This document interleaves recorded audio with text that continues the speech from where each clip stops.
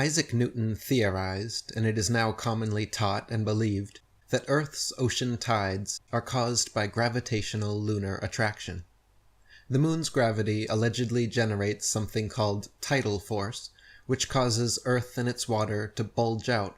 not only on the side closest to the moon, but also the side farthest from the moon. Using their own calculations and predictions, however, if the moon is only 2,160 miles in diameter, and the Earth 8,000 miles, it follows that Earth is 87 times more massive, and therefore the larger object should attract the smaller to it, and not the other way around. Heliocentrists claim Earth's greater gravity is what keeps the moon in orbit. Therefore, it is impossible for the moon's far lesser gravity to supersede the Earth's gravity at Earth's sea level, where its gravitational attraction would even further out-trump the moon's. If the moon has enough gravitational influence to lift the ocean's water even a single inch from their deep recesses, where Earth's gravitational attraction is exponentially greater, then there is nothing in the theory of gravity to prevent the water from continuing its attraction all the way to the moon. Furthermore, the velocity and path of the moon are uniform, and thereby should exert a uniform influence on Earth's tides, when in actuality, the Earth's tides vary greatly. At Port Natal, for example, the rise and fall is only 6 feet, while at Beira, 600 miles up the coast, the rise and fall is 26 feet. Not only this, but if the moon's gravity was truly generating a tidal force causing Earth and its water to bulge out, then all the world's lakes, marshes, ponds, and other inland waters would be similarly affected and have tides as well. These and other problems caused Isaac Newton to openly admit that his explanation of the tides was the, quote, least satisfactory portion of his theory of gravitation. Dr. Samuel Rowbotham wrote, "Thus we have been carried forward by the sheer force of evidence to the conclusion that the tides of the sea do not arise from the attraction of the moon, but simply from the rising and falling of the floating earth in the waters of the great deep. That calmness which is found to exist at the bottom of the great seas could not be possible if the waters were alternately raised by the moon and pulled down by the earth. Bearing this fact in mind, that there exists a continual pressure of the atmosphere upon the earth, and associating it with the fact that the earth is a vast plain stretched out upon the waters, and it will be seen that it must of necessity slightly fluctuate, or slowly rise and fall in the water, as by the action of the atmosphere the earth is slowly depressed. The water moves towards the receding shore, and produces the flood tide. And when by the reaction of the resisting oceanic medium the earth gradually ascends, the waters recede, and the ebb tide is produced. This is the general cause of tides. Whatever peculiarities are observable, they may be traced to the reaction of channels, bays, headlands, and other local causes." David Wardlaw Scott wrote, "Tides vary greatly in height, owing chiefly to the different configurations of the adjoining lands. At Chepstow it rises to 60 feet, at Portishead to 50, while at Dublin Bay it is but 12, and at Wexford only 5 feet. That the earth itself has a slight tremulous motion may be seen in the movement of the spirit level, even when fixed as steadily as possible, and that the sea has a fluctuation may be witnessed by the oscillation of an anchored ship in the calmest day of summer. By what means the tides are so regularly affected is at present only conjectured. Possibly it may be by atmospheric pressure on the waters of the great deep, and perhaps even the moon itself, as suggested by the late Dr. Rowbotham, may influence the atmosphere, increasing or diminishing its barometric pressure, and indirectly the rise and fall of the earth in the waters. The tides are clearly a product of the interconnected ocean waters, and not the other waters of earth, and therefore caused either by a natural fluctuation of the earth resting upon the great deep, as stated by the above and other 19th century authors, or, if more ancient explorers' accounts can be trusted, an even more fascinating possibility presents itself. Many cultures throughout history have recorded that located at the North Pole exists a large lodestone mountain surrounded by a massive whirlpool vortex which was claimed to cause the Earth's tides. This maelstrom allegedly reverses direction every 6 hours, alternately pulling in and pushing out the ocean waters, like the breath of Gaia at the naval center point of Earth, breathing in and out twice per day. If true, this explains the consistent regularity of high and low tides better than any other proposed theory. Ancient Norse legends state that a gigantic violent whirlpool known as Hvergelmir, or the World's Well, surrounds the polar mountain, and via 4 6-hour daily cycles of pushing and pulling through subterranean channels causes the rising and falling tides of Earth. Historical records of this deep abyss can be found as early as the 8th century AD,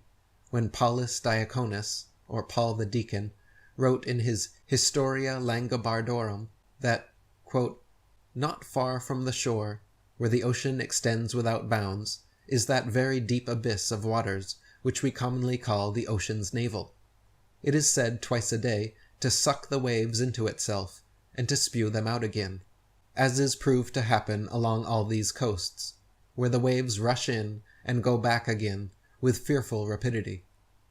By the whirlpool of which we have spoken, it is asserted that ships are often drawn in with such rapidity that they seem to resemble the flight of arrows through the air, and sometimes they are lost in the gulf with a very frightful destruction. Often, just as they are about to go under, they are brought back again by a sudden shock of the waves, and they are sent out again thence with the same rapidity with which they were drawn in. In 1035 AD, Frisian explorer Adam of Bremen recounted his deadly encounter with this abysmal chasm in his book Gesta Hemerbergensis Ecclesiastiae Pontificum, stating, quote, "Of a sudden they fell into that numbing ocean's dark mist, which could hardly be penetrated with the eyes. And behold, the current of the fluctuating ocean whirled back to its mysterious fountainhead, and with most furious impetuosity drew the unhappy sailors, who in their despair now thought only of death, on to chaos. This, they say, is the abysmal chasm, that deep in which report has it that all the backflow of the sea, which appears to decrease, is absorbed and in turn revomited, as the mounting fluctuation is usually described. As the partners were imploring the mercy of God to receive their souls, the backward thrust of the sea carried away some of their ships, but its forward ejection threw the rest far behind the others. Freed thus by the timely help of God from the instant peril they had had before their eyes, they seconded the flood by rowing with all their might." Geraldus Cambrensis, or Gerald of Wales, Archdeacon of Brecon, and royal clerk to King Henry II, wrote in his 1188 work, Topographia Hibernica, that, quote, "Not far from the islands towards the north, there is an astonishing whirlpool in the sea, towards which there is a set current of the waves from all quarters, until, pouring themselves into nature's secret recesses, they are swallowed up, as it were, in the abyss. Should a vessel chance to pass in that direction, it is caught and drawn along by the force of the waves, and sucked by the vortex without chance of escape. There are 4 of these whirlpools in the ocean, described by philosophers as existing in the 4 different quarters of the world, whence it has been conjectured that the currents of the sea, as well as the winds, are regulated by fixed principles." The whirlpool was also mentioned in another late 12th century work, Historia Norwegiae, where the author, an anonymous Norwegian monk, gives a particularly detailed description, stating, quote, "The greatest of all whirlpools is to be found there, which engulfs the strongest ships, sucking them in at ebb tide, and spewing out their fragments with a belch at flood tide. There is a very deep abyss in the earth itself, and alongside it are open-mouthed caverns containing winds which are said to be brought forth by the breathing of the water, and these are the breath of gales. Indeed, by their breathing, these winds draw to them the waters of the sea through hidden passages in the earth. They shut them up in the vaults of the abyss, and then, by the same force, drive them out again, causing sea surges, spates, and the whirling of waterspouts. Earthquakes also occur, and various discharges of vapor and conflagration, for when the wind's breath, held in the cheeks of earth, presses to burst out, it shakes the foundation of the world with a dreadful roaring, and forces it to tremble. So when the wind's breath contends with fire in the earth's interior, then even in mid-ocean the depths are fissured, and smoky exhalations and sulphurous flames are seen to emerge. In 1508, cartographer Johannes Ruisch published a world map featuring the polar mountain and whirlpool with an inscription reading, "Under the Arctic Pole there is a high magnetic rock, 33 German miles in circumference. A surging sea surrounds this rock, as if the water were discharged downward from a vase through an opening to 4 mouths below." Later, in 1595, the most well-known mapmaker in history, Gerardus Mercator, published his Septentrionalium Terrarum Descriptio, featuring the polar mountain and encircling whirlpool in detail, along with the following inscription, quote, "A monstrous gulf in the sea, towards which from all sides the billows of the sea coming from remote parts converge and run together, as though brought there by conduit, pouring into these mysterious abysses of nature, they are as though devoured thereby, and, should it happen that a vessel pass there, it is seized and drawn away with such powerful violence of the waves, that this hungry force immediately swallows it up, never to appear again." A surviving letter from Mercator, addressed to John Dee, advisor to Queen Elizabeth I, provides more detail, stating, quote, "In the midst of the 4 countries is a whirlpool, into which there empty these 4 indrawing seas, which divide the north. And the water rushes round and descends into the earth, just as if one were pouring it through a filter funnel. It is 4 degrees wide on every side of the pole, that is to say, 8 degrees altogether." As late as the mid-17th century, the polar mountain and encircling whirlpool continued appearing in cartography and cosmography. They were included in Linschoten's 1595 map, the Ortelius of 1599, Quad's Fasciculus Geographicus of 1608, Hondius's 1619 map, Purchas's map of 1625, and in Heylyn's 1659 cosmography he wrote about them, stating that, quote, "Under the Arctic Pole is said to be a black rock of wondrous height, about 33 leagues in compass, the land adjoining being torn by the sea into 4 great islands, for the ocean violently breaking through it and disgorging itself by 19 channels, maketh 4 Euripi, or fierce whirlpools, by which the waters are finally carried towards the north, and these swallowed into the bowels of the earth. That Euripus, or whirlpool, which is made by the Scythic Ocean, hath 5 inlets, and by reason of his straight passage and violent course is never frozen. The other on the back of Greenland, being 37 leagues long, hath 3 inlets, and remaineth frozen 3 months yearly. A certain scholar of Oxford reporteth that these 4 Euripi are carried with such furious violence towards some gulf, in which they are finally swallowed up, that no ship is able, with never so strong a gale, to stem the current, and yet there is never so strong a wind as to blow a windmill.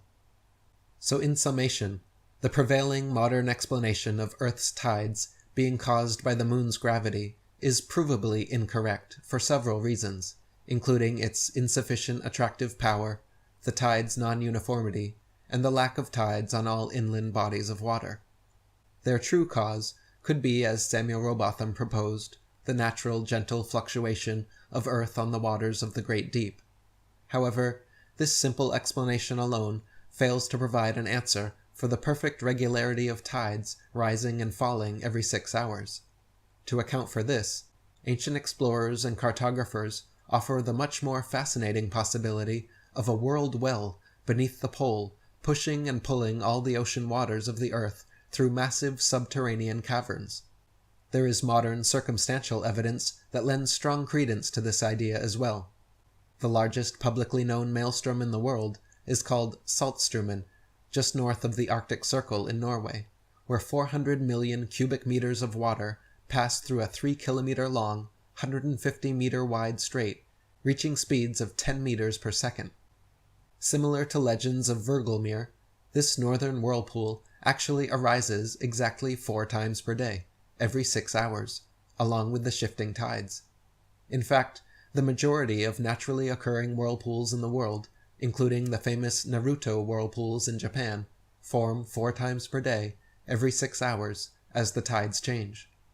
If the ancient legends are true, this also potentially explains why strict flying and sailing restrictions exist at the North Pole, and why explorers like Rodney Clough were turned away at gunpoint by Russian military vessels when attempting to independently explore the North Polar region. Nowadays, the world well has all but disappeared from modern maps and minds, but with the current rising tide of truth, there are sure to come more revealing revelations.